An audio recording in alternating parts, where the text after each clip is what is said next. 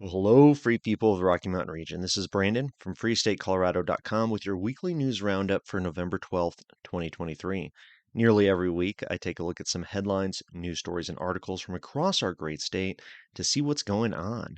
As always, you can find links to all of the news stories discussed at freestatecolorado.com, as well as some interviews, articles, and more. I got a lot planned going into 2024. I'm really excited, looking to grow Free State Colorado. Let's see what we can do here in this great state to make us as free as possible. Well, let's get started with the news stories. So, of course, we got to talk a little bit about the election.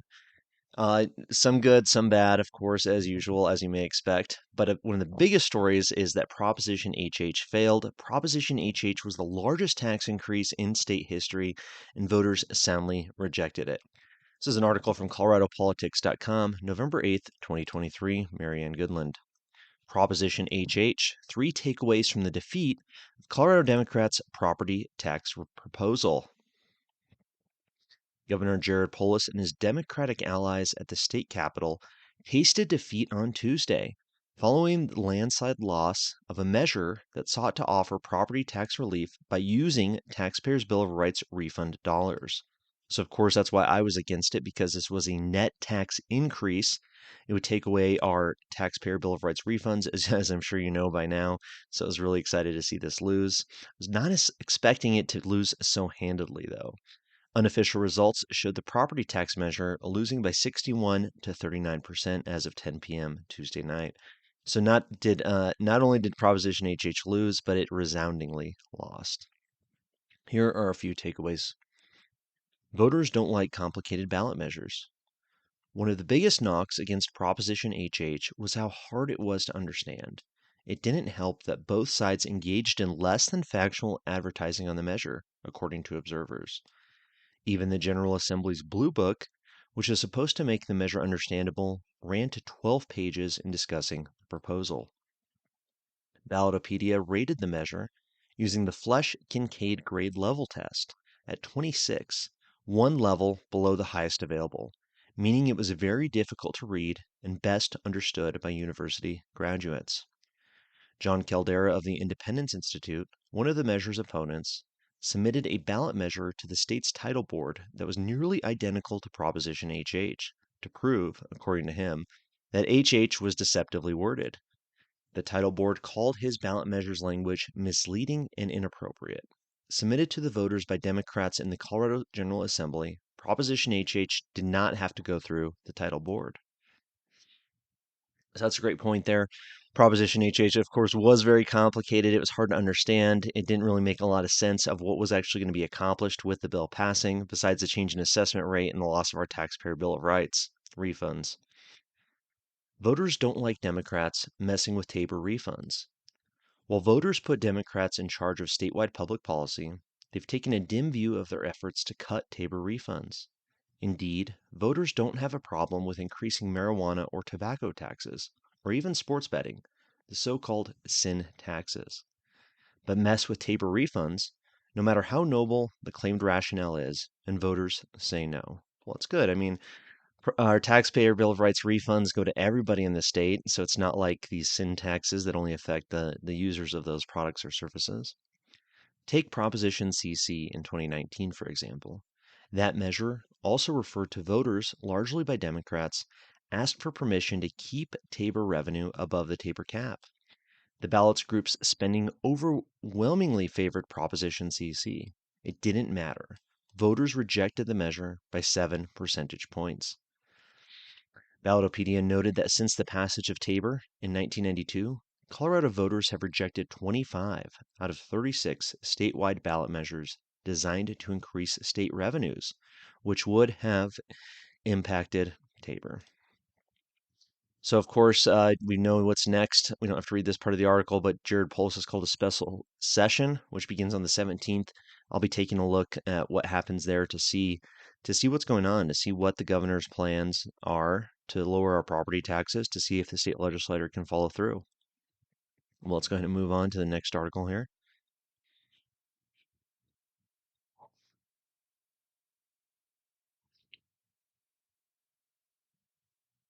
Sticking with the election theme, for a little bit longer here. This is from the denvergazette.com, an editorial from the Gazette editorial board, November 8th, 2023.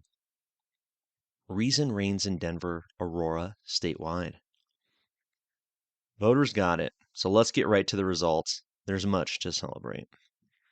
Proposition HH. It probably goes without saying that Coloradans saw through the smoke and mirrors used to pitch the deceptive Proposition HH.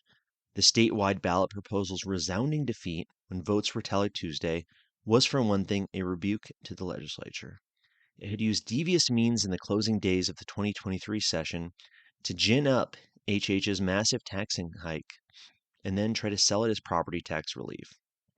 Unsurprisingly, that didn't sit well with the public. More fundamentally, the thumbs down verdict was a reminder to elected leaders that Colorado taxpayers like their tax cuts straightforward, not hidden in dodgy shell games like HH, and that they, like the Taxpayers' Bill of Rights, which HH would have gutted, just the way it is in the state constitution, where it has served the state exceedingly well for over 3 decades. And speaking of playing it straight with tax cuts, rather than using them to camouflage even bigger tax hikes, perhaps now Governor Jared Polis will convene the legislature in special session to get the job done right. So yes, that's already happening. All right, Denver Public Schools.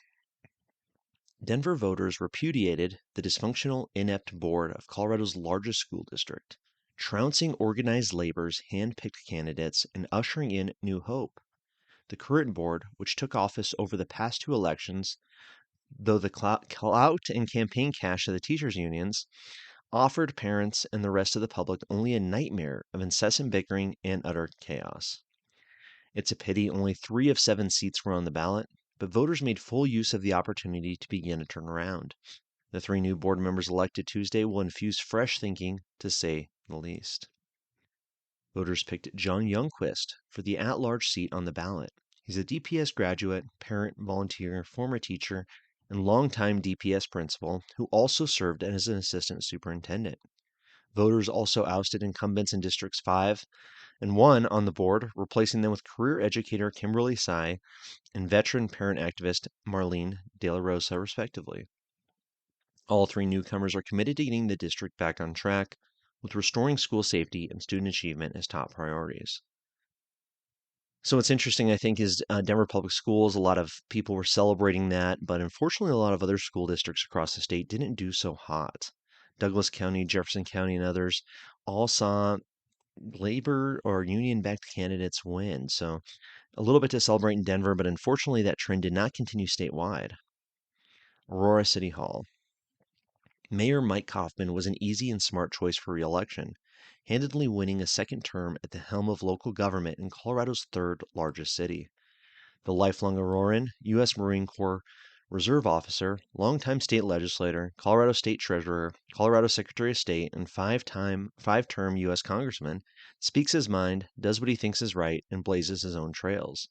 His deep knowledge of public policy, no-nonsense smarts, and independent thinking make him the right leader to continue Aurora's rebound. Kaufman will use the most effective approaches to fighting crime, tackling homelessness, and fostering economic development. Joining him on the Aurora City Council, according to election results as of press time, will be 4 of 5 candidates that the Denver Gazette strongly endorsed: Curtis Gardner, Stephanie Hancock, Angela Lawson, and Francoise Bergen. Only a couple elections ago, Aurora City Hall was mired in divisiveness and indecision. A fringe faction obsessed over sidebar issues. The latest lineup on council will make for a majority committed to providing the basics most voters and taxpayers expect of City Hall. Things like paving and policing the streets and promoting the economy, the essentials. So it'll be very interesting to see. Yeah, Mike Kaufman won 54-38. Pretty strong win there. Proposition II nicotine tax unfortunately passed. I was not happy to see that, but I know a lot of people weren't too worried about taking more tobacco tax money away from the people. All right, let's go ahead and move on. Just want to at least talk about a little more of this election here. Federalist.com, also on Proposition HH, making some national headlines here. Conservatives beat back Democrats' misleading money grab in Colorado. Colorado's experience with tax increasing Proposition HH shows that conservatives can win on ballot measures if they work together. Colorado voters handed the state's Democratic governor, Jared Polis, and the Democrat-led legislature a resounding defeat Tuesday by voting no on Proposition HH, the property tax changes and revenue change measure. Colorado taxpayers are blessed with the Colorado Taxpayers Bill of Rights, TABOR, a state constitutional amendment that requires voters' approval to raise certain taxes. Without voters' approval, the state must refund excess revenue back to taxpayers. Thus, single filers in Colorado received a refund of $750 per person last year, and this year the refund is expected to be more than $800. Although Colorado has become a deep blue state, Tabor has restricted Colorado Democrats from imposing ruinous California-style tax hikes on Coloradans. So I just thought this was interesting bringing up this. If you want to read a little bit more about the fight against Proposition HH, some of the national attention it gathered, and kind of what that means for the future of liberty here in Colorado, an interesting article. Well, let's go ahead and move on. TheGreatCompleteColorado.com, page 2, original reporting and commentary. CompleteColorado.com is a website you should be looking at every day to give you some great headlines about what's happening in our state. This is from Mike Krause, doing some election reporting here. November 10th, 2023. Fort Collins voters trounce property tax hike, shrug shoulders at raising sales taxes. Well, that's good news there. Voters in the northern Colorado city of Fort Collins on Tuesday shot down an effort by city officials to increase the local cost of housing through a property tax hiking ballot measure. Those same voters went on to pass a separate measure raising the city sales tax, though by a much smaller margin than what the property tax question lost by. Ballot question 2B, referred to voters by the City Council, asked for a 3 mills property tax hike, or roughly $82 more per year on a $400,000 home. Ironically, the new revenue from increased property taxes was earmarked to fund, among other things, programs and services provided by the city, other public entities, and nonprofit organizations to subsidize affordable housing. Fort Collins voters trounced the measure by a margin of 60 to 40, roughly the same margin by which Colorado voters rejected the fatally flawed statewide property tax measure, Proposition HH, 59 to 41. So that's good. That property tax increase was stopped in Fort Collins this year, another good sign. While Fort Collins voters said no higher property taxes, they did say yes to ballot question 2A, also referred by City Council, which raises sales and use taxes on all things except food for home consumption and manufacturing equipment, sales tax only exemption, by 0.5% for 26 years, and is expected to raise over $24 million per year. The measure passed by 53%. So a little mixed victory there in Fort Collins. Let's see what happened in Loveland on election night. Also from CompleteColorado.com, page 2, November 8th, 2023, Sherry Pife. Loveland voters repeal city's grocery tax. Demand final say over urban renewal. In Loveland, a community of about 78,000 people, just an hour north of Denver, two citizen-initiated ballot measures that were squarely aimed as backlash over a new private development using taxpayer subsidies to build were passing handily as of Wednesday morning. At the same time, two other city council fire authority initiated initiatives to counter those measures were being defeated. Wow. Ballot question 300, 14,986 yes to 7,861 no, will remove a 3% sales tax on the retail sales of food for home consumption. That is amazing. That's really good news out of Loveland. People should not be paying taxes on food. Taxes are terrible anyways, but on food that you require to live, to feed your family, removing those taxes should be a priority for anybody in the Liberty community. While ballot question 301, 15,642 yes to 6,768 no, will require voter approval for future urban renewal projects. Well, that sounds good. The charter changes came about because proponents lost an earlier fight to stop the South Centera urban renewal development, which uses tax increment financing, TIF, as a funding mechanism. Under the South Centera agreement, the city will give up 1.25% of all sales tax revenue from retail within the development for 25 years to help with the infrastructure on the project.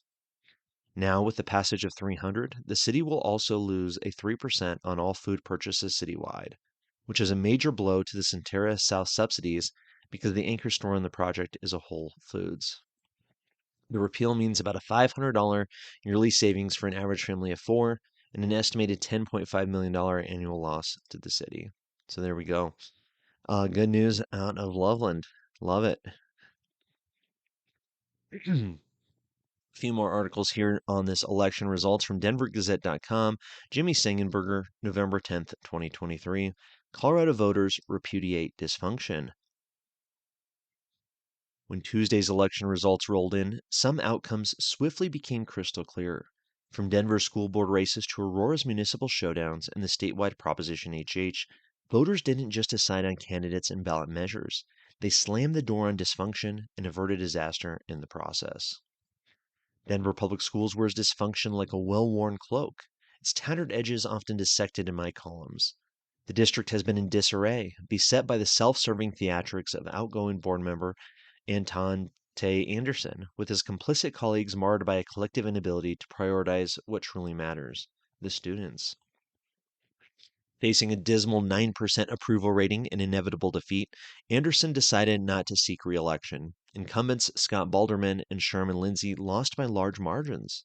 They'll be replaced by John Youngquist, Kimberly Sy, and Marlene De La Rosa, respectively, who have a chance to breathe new life into the board.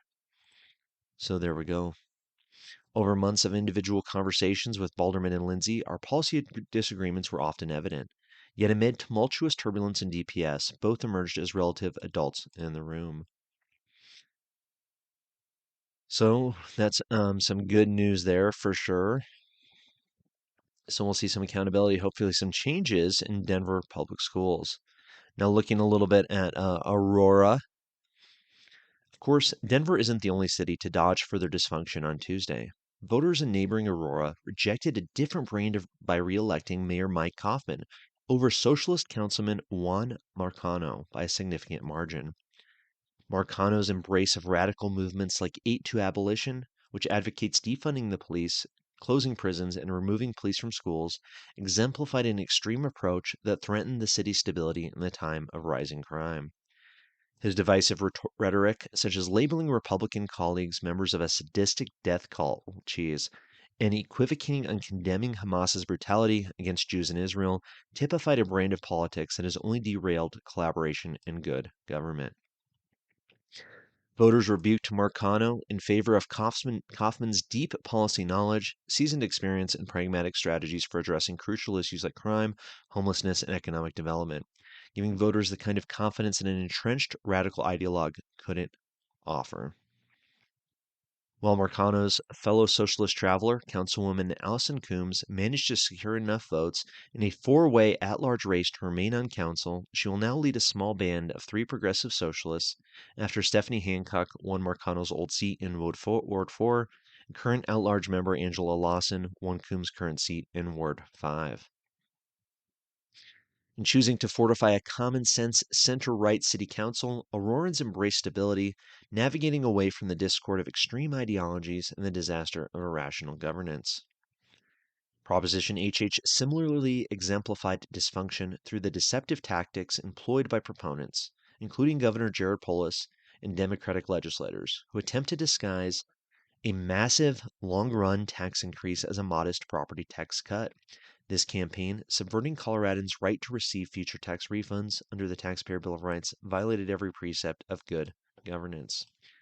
So there's some good news. Very interesting to get some of those details from Jimmy Sengenberger here about Aurora, particularly Juan Marcano, and how radical this guy actually is, which we'll take a look at in another article here coming up.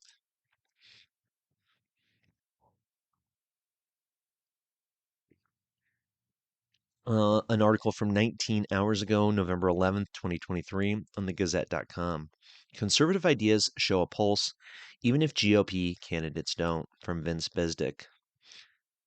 There's incumbent Aurora Mayor Mike Kaufman left talks with president of Advanced Colorado's Institute, Michael Fields, during the No on HH Advanced Colorado Election Night Watch Party on Tuesday at JJ's Place in Aurora. So just thought this was interesting just to get this perspective here. The Republican Party isn't having much luck running candidates or winning legislative fights in Colorado these days, but that doesn't mean conservative ideas aren't having an impact on the state. Let's take a look at Tuesday's results. Though polling has shown that 84% of Coloradans are worried about property tax increases, the ballot issue that would have monkeyed with their taxpayers' Bill of Rights Tabor refunds to offset those taxes went down in flames. Colorado voters sent a loud and clear message to their politicians, again, that they like having the last word on how the state spends excess revenue. So, very interesting there.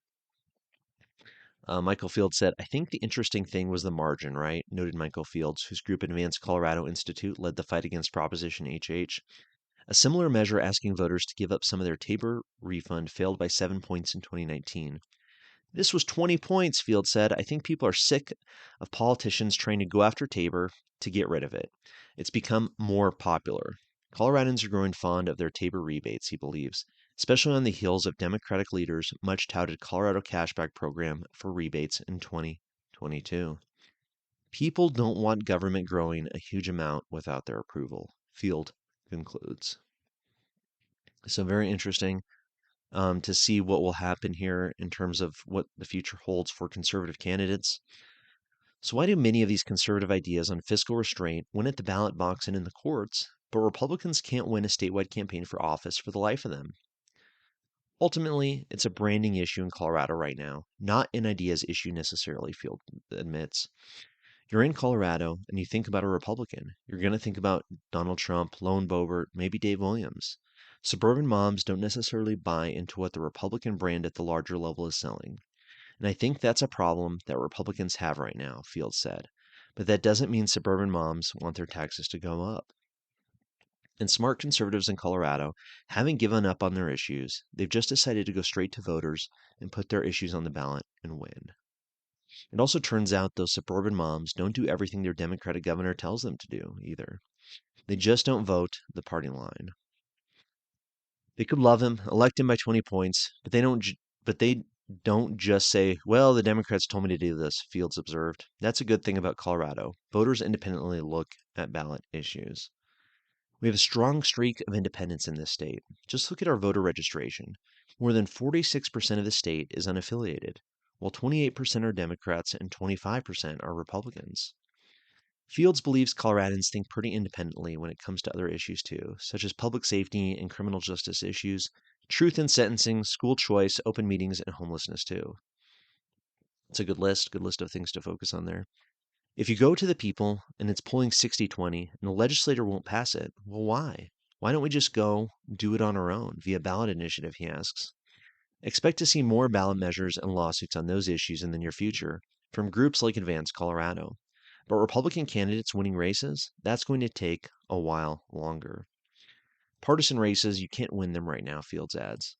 Branding wise, you have to say we're the party of safety, of keeping taxes low, of actually addressing homelessness, of school choice. You have to stick on those issues, but also the left is going to keep going further and further. So he thinks there will be a counter reaction to that overreach. The 20-point margin on the vote to defeat Proposition HH is the perfect example. It takes a while, Fields believes. With everything else going on, you have to do that, focus on core issues. Cycle after cycle after cycle to start building back.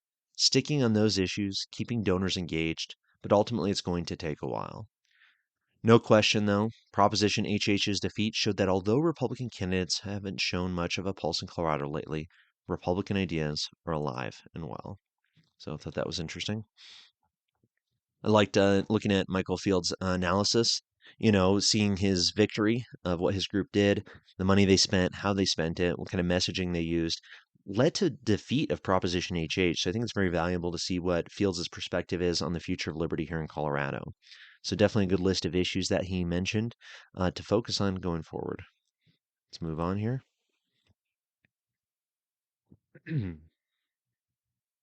Stepping away from the election results, let's see. Unfortunately, this happens to be almost every week. We're talking about crime here in Colorado, but it cannot be ignored. The reality of the increasing crime, the danger in our streets cannot be avoided, cannot be ignored. People are being victimized daily. So do not give up your guns. Get a firearm if you don't have one. Learn how to shoot, take some classes, and become responsible for yourself and your family's safety. This is from November 10th, 2023, KDVR.com, Fox 31. Report, Colorado outpaces neighboring states' crime rates. The Common Sense Institute released its November crime snapshot report Friday, suggesting that even as crime rates fell in all 7 of Colorado's neighboring states, crime in Colorado is on the rise. Yikes. CSI's report compares 2012 rates to 2022, detailing what's changed in the past decade. Overall, crime has increased 21.6%, the Institute reported. Neighboring states' crime rates appear to have fallen by approximately 28% during that same time period.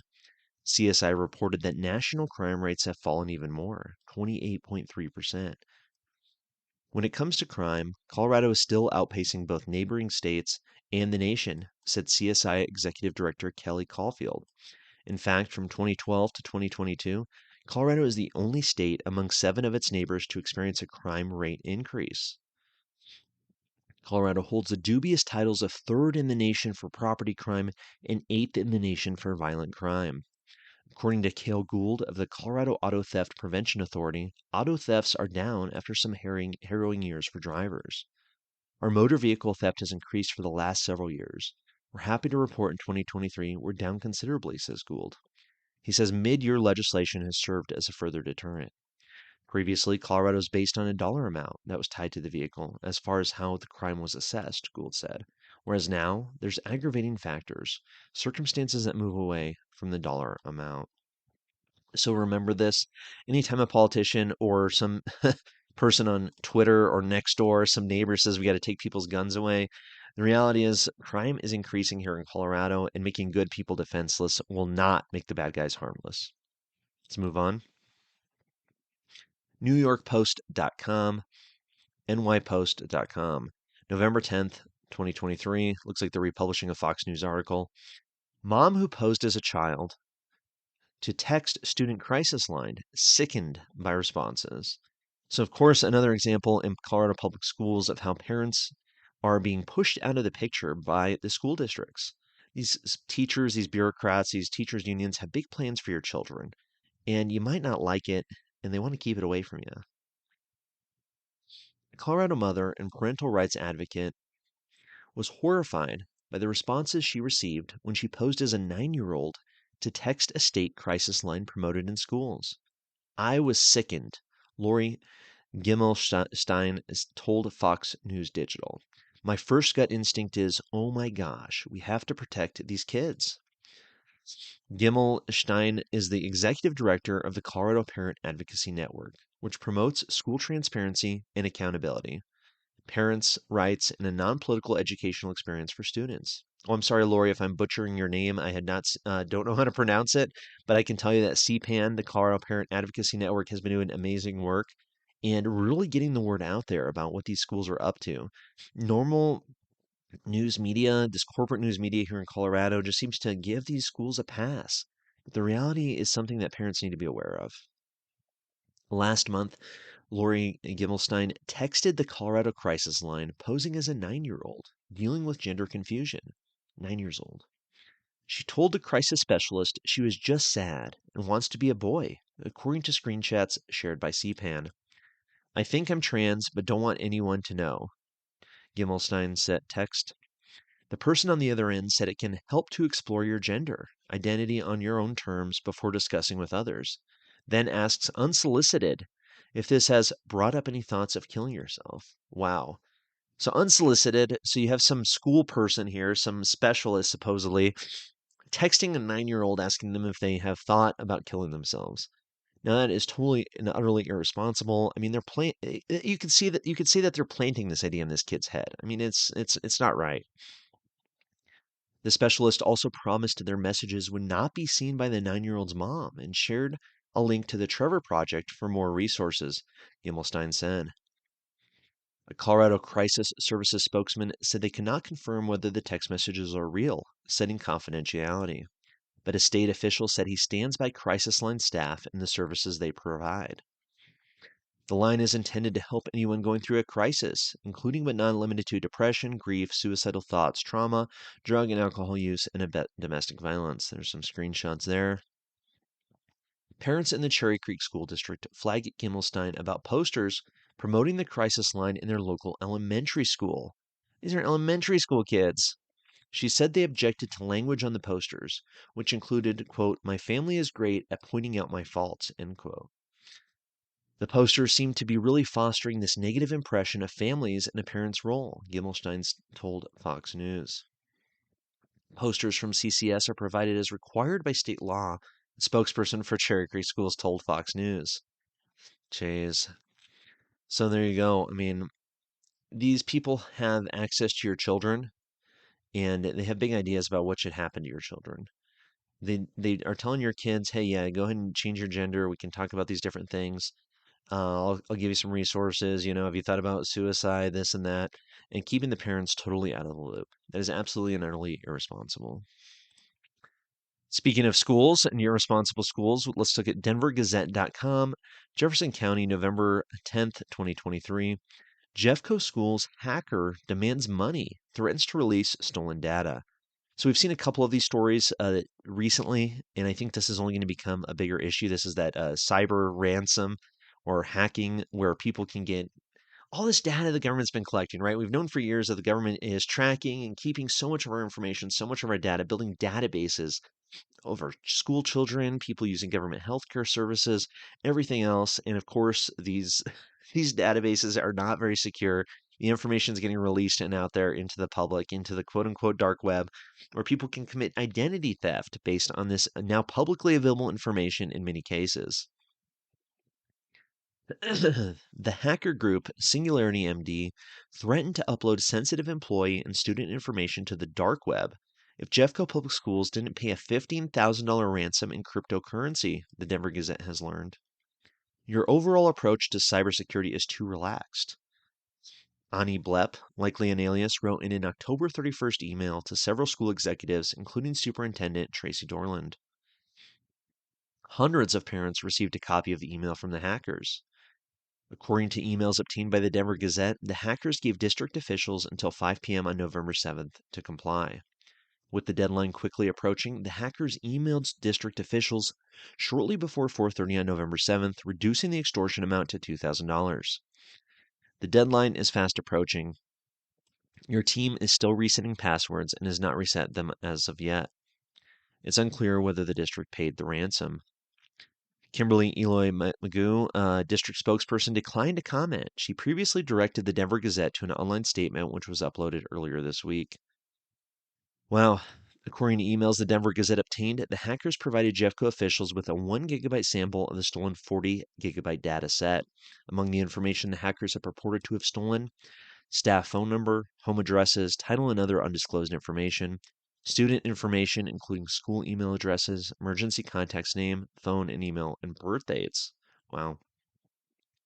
Dating back to 2020, Individualized Education Program, also called IEPs, which can contain sensitive healthcare information such as prescribed medication and clinical diagnosis. Jeez. So there you go. I mean, there you go. This school districts, other government agencies have your data and are unable to keep it safe. So be warned out there. Cybersecurity is no joke. Identity theft and cybercrime like this is only becoming more common. Let's move on.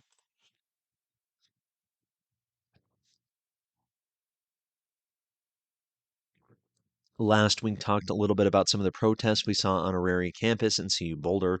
Some of this issues over Israel and Palestine. Well, at the Colorado Capitol on Thursday, there was another big rally. Protesters at the Colorado Capitol on Thursday demanded Israel stop its invasion of Gaza. This is from Denverite.com. The demonstrators were united on two messages. Politicians should demand a ceasefire, and the United States should quit aiding Israel. Wow.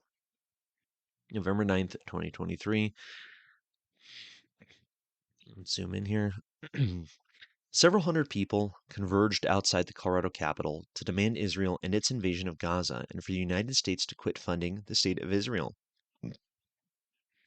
Over the past few weeks, demonstrators have rallied at the Capitol in solidarity with both Israel and Palestinians, joining others around the world calling for a ceasefire.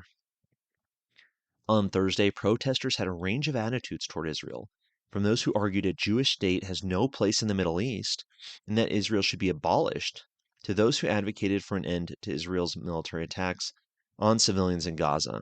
Some said they simply wanted a ceasefire, peace, and a political resolution. So very interesting. So there's some people who are trying to get rid of the Israeli state, people who think it should be abolished, people who think the U.S. should stop funding it, and people who just want peace. Very interesting to see this crowd, this group gathering, and what this means for the future of political ideology here in Colorado. On Thursday, the crowd held signs demanding free Palestine, ceasefire now, and end U.S. aid to Israel, some offering pointed message to Colorado's Democratic politicians.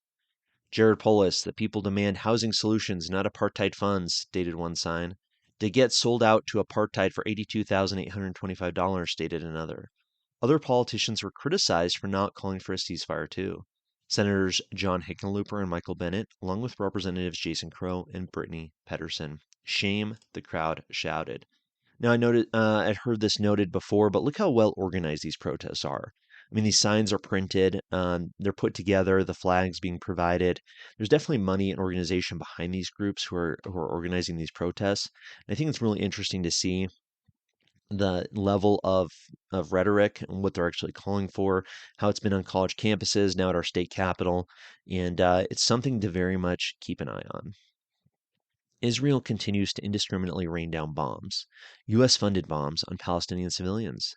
Katie Leonard of the Party of Socialism and Liberation said to the crowd, "It is clear as day that these politicians value money and private interests over the sanctity of human life." The politicians named by the protesters have not responded to immediate requests for comment, and we will update this story if they do. Yeah, I don't think any of them are going to respond to this type of comment here. Nadine Abraham of the Colorado Palestine Coalition argued Israel's government wants to take over the land in Gaza, and to do so, she says, the government is committing genocide against the Palestinian people. Very, very interesting. There's Nadine Abraham here. So very, very interesting. Zionism, imperialism, colonialism, capitalism, apartheid. Of course, these people want to stop capitalism and everything else tied together. So very, very interesting. Protesters planned to enter the Capitol and shut it down, but security had taken care of that before they arrived. Okay, here we go. Lawmakers were sent an email notifying them that the State House would be closed early. The reason was not stated. The demonstrators took credit for it. We just shut a government building down, said Leonard. At 3 p.m., the same time the protest was scheduled to begin, security locked the doors, said State Rep Saeed Deem Sharbini of Thornton. He cannot confirm whether the lockdown was related to the demonstration. Yeah, I'm sure it is. So, very, very interesting to see that these protesters have gotten to the point where they're shutting down the state capitol, where their presence, their rally cries, the amount of people there, it seems, is part of the reason why government business is being shut down, because these people are outside protesting in Denver. This is something definitely to keep an eye on. Let's move on.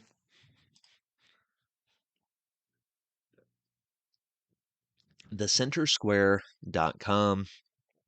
Impact of Colorado property taxes next year will be $1,406 per household.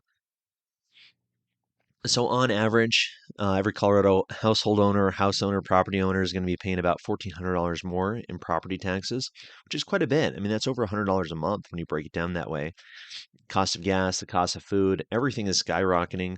Our utility bills are increasing, and now your property taxes. I mean, it's not good news for the economy. People have less money to spend when these types of taxes increase. So part of the reason why the special session is being called, of course, and freestatecolorado.com will be keeping an eye on that as well. Colorado households will lose an estimated average of $1,406 in the coming year from increases in property taxes and its related effects on the state economy, according to a new report by a nonpartisan research organization. Zoom in a little bit here. Most homeowners on the Front Range will pay more than $1,000 in additional property taxes, the Common Sense Institute reported in a paper published on Thursday. Higher property taxes will affect the state's economy by decreasing the amount of income available for households to spend by approximately $511, an amount based on the overall projected economic impact of the increase. The organization projected a loss of 17,400 jobs in Colorado, and the state's gross domestic product will be reduced by $942 million. Wow. So, I mean, think about this. This is the state legislators doing. The state legislature put Amendment B on the ballot back in 2020. Now, of course, Colorado voters voted for it. Fortunately, also a very deceptive ballot measure. But that is directly responsible to this massive increase in property taxes we've seen, in the fact that 17,400 jobs are being lost in Colorado. I mean, 17,000 people out of work, maybe not able to find a job, seeing income reduced. $942 million decrease in our state's gross domestic product. And this is the policies of our government that have pushed Colorado to this point. Proposition HH, a statewide ballot measure proposed by the legislature and voted down at the polls earlier this week, good news, would have offered some relief, but also impacted other economic and financial areas.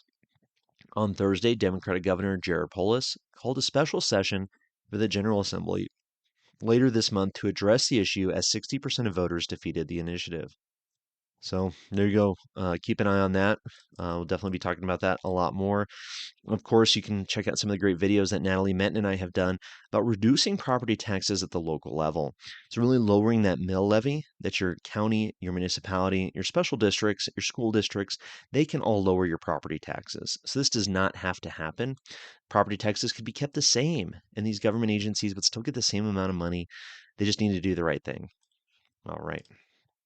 Moving on here, talking a little bit more about loss of jobs in Colorado. Very unfortunate, knowing some people who work at Dish Network, KDVR.com, from November 8th, 2023. Dish Network to lay off more than 500 workers in Colorado. Yikes. More than 500 Dish Network employees in Colorado will be affected by layoffs in upcoming weeks, a company spokesperson said on Wednesday. Notices about the layoffs have been filed with the Colorado Department of Labor and the mayoral offices in Englewood and Littleton, a Dish spokesperson told Fox 31's Rob Lowe. The network is based out of Englewood. Like most businesses, we continually evaluate and make adjustments to ensure we're set up for long-term success. Meredith L. Dyers with Dish Corporate Communications wrote in an email, "We made the difficult decision to part ways with some team members due to changing business demands on some teams. Impacted employees will be notified by the end of the week." Jeez. Over 500 people losing their jobs. Dish has a workforce of slightly more than 14,000 people, according to the company. Wow. Dish Network Corporation shared its third quarter financial results on Monday, reporting revenue of $3.7 billion compared to $4.1 billion for the same period a year earlier. Bloomberg reported Dish shares dropped by 37%, the lowest level in 25 years. Dish said its pay TV subscribers dropped by 64,000 in the third quarter, compared to about 30,000 last year. It also lost some 225,000 retail wireless subscribers, according to the report. Now, I got to say, I'm happy that people aren't watching TV as much. I think, maybe this is a good sign overall. It's very sad, of course, for these 500 people and everyone else affected by this job loss. However, shifting away from people sitting in front of their TVs all the time might be a good thing as well. All right. A couple more articles here this week. Let's just talk again about this Juan Marcano guy. This is from ColoradoPeakPolitics.com, November 10th, 2023. Socialist mayoral candidate back to his radical self after losing Aurora election.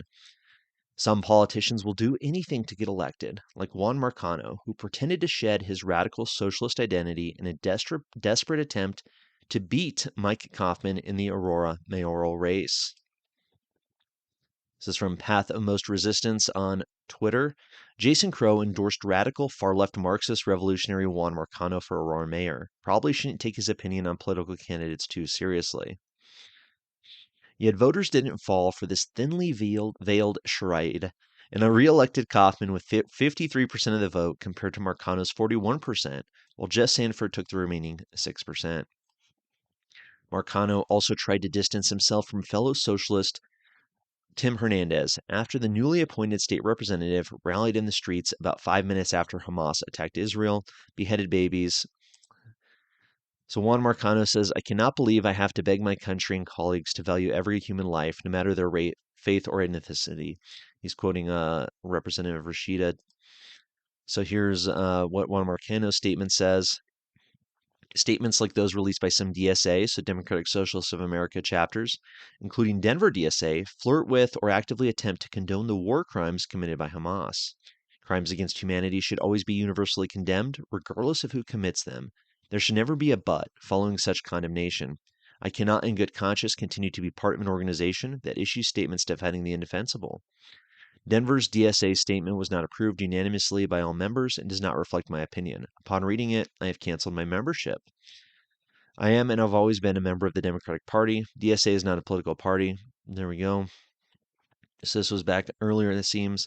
The political blowback against Hernandez and other socialist Dems was swift and relentless. And while Hernandez dug in his heels, Marcano got in front of the public relations disaster by declaring his resignation from the Denver Socialists of America. But then Marcano went missing in action after the poll results came in and has refused to concede to Kaufman or even thank his supporters, from the Denver Post. Although Marcano wasn't ready to concede on Tuesday night, he acknowledged his loss Wednesday afternoon, saying that the trends aren't where they need to be for him to win. Yeah, no doubt there. He has not officially released a concession statement or called Kaufman yet. But just 48 hours after the election, Marcano was back on X, Twitter, stirring up anti-Semite sentiment, along with Hernandez, who's been radio silent since his half-hearted apology a month ago.